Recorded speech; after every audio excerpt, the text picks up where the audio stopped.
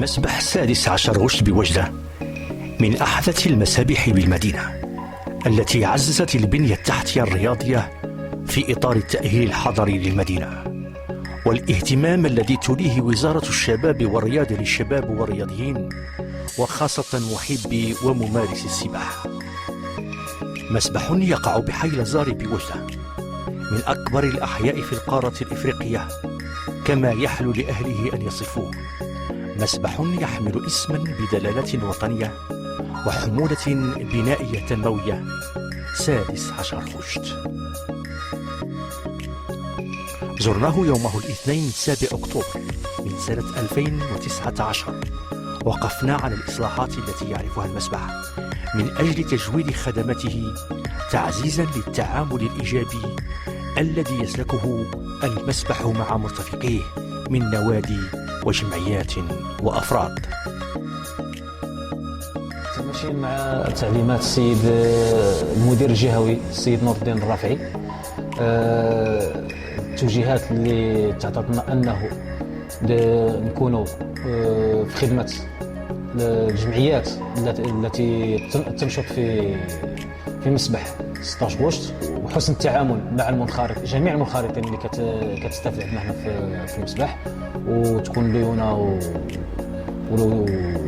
وتجويد الخدمات للمنخرطين وللجمعيات. تكون واحد الترابط ما بين الإدارة والجمعيات اللي كتستافد في مسبح 16 غشت. وهذا الشيء اللي رحنا كنتمشاو فيه، ان الجمعيات حتى هما موكلين معنا الاصلاحات اللي كتنجز داخل المسبح، من تسخين مياه المسبح وتسخين مياه الحمامات وتنقية الهواء الحمامات وتزيين بعض الاماكن في المسبح لاعطاء رونق للمسبح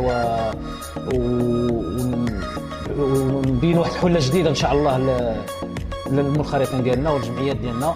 والسيد نور الدين الرافعي المدير الجهوي كيحث كيعطينا توجيهات انه نتعاونوا مع الجمعيات باش ينشئوا لنا ابطال ان شاء الله في المستقبل اللي يشرفوا مدينه وجده في مجال السباحه. شملت الإصلاحات عدة جوانب من مسبح السادس عشر غشت: المدرج، مستودع الملابس، المكاتب الإدارية، لوحات الطاقة الشمسية، تقنيات البرودة والحرارة في الهواء والماء. هكذا تم تحويل لوحات الطاقة الشمسية إلى مكان تضمن وجودها تحت أشعة الشمس طول النهار، عكس ما كانت عليه من قبل. وهكذا تم توسيع مستودع الملابس وجعل ولوج المسبح يتم فقط عبر الحمامات، ليكون السباح ملزما بأخذ حمام خفيف قبل وبعد الولوج إلى المسبح. كما تم فصل ولوج جناح النساء عن جناح الإدارة، إضافة إلى فصل المكاتب الإدارية عن بعضها للضرورة الإدارية، ولفسح المزيد من المجال لاستقبال المرتفقين وضبط عملية ولوجهم إلى مرافق المسبح والاطلاع على الإعلانات الموجهة إليهم. يتم هذا كله بالتعاون واستشارة النوادي المستفيدة من المسبح. في هذا الإطار هذا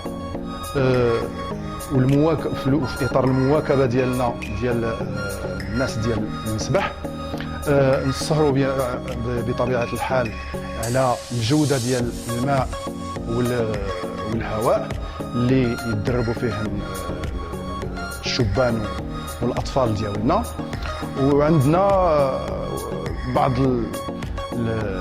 المعرفة في هذا الميدان هذا اللي ما نبخلوش بها على الناس ديال المسبح.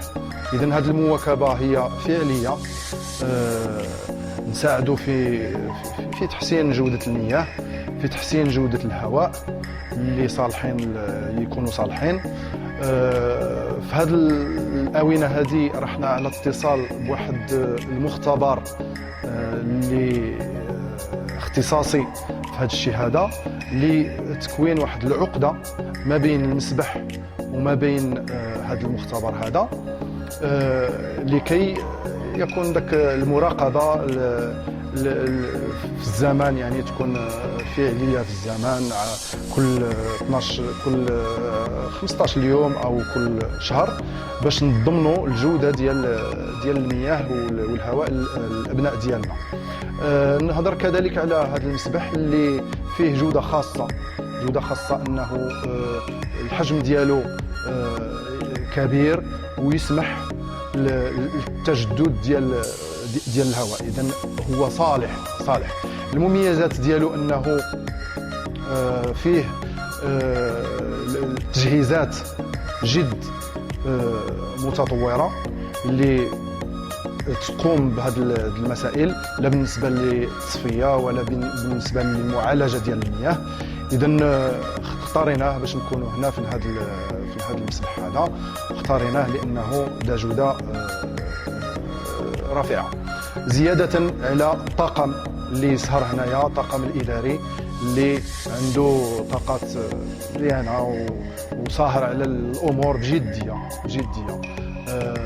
بالنسبه لهذا العام راح نحاولوا نشوفوا واحد المشروع اللي نواجهوا به الشتاء المقبل، لان الشتاء اللي كان سبق كانوا واحد المجموعه ديال التعثرات اللي قضينا عليها الحقيقه وعالجناها في وقت وجيز، واحد الشهر تمينا الاخر هذا نقضيو عليها. ولكن هذا العام هذا راح نشوفوا واحد الاستراتيجيه باش ما نمشيوش عاد نديروا المعالجه، يعني نستبقوا هذه المعالجه نديروها من قبل، ونشوفوا الحويجات اللي شويه ماشي هي هذيك، ونحاولوا نتفوقوا على هذا باش نستعدوا للشتاء المقبل ان شاء الله. من أجل صحة الماء والهواء يحتوي الجناح التقني للمسبح على مكونات رفيعة المستوى تعمل على تنقية الماء والهواء بمسار تتحكم فيه آلات عالية الجودة، تتم مراقبتها بشكل مستمر حتى تضمن الإدارة حسن اشتغالها لضمان الجودة المطلوبة. وبذلك يبقى للمرتفقين والنوادي والأفراد المستفيدين من المسبح العمل على المساهمة في الحفاظ على مكوناته واحترام ضوابطه ليستمر المسبح في تقديم خدماته بالجودة المطلوبة.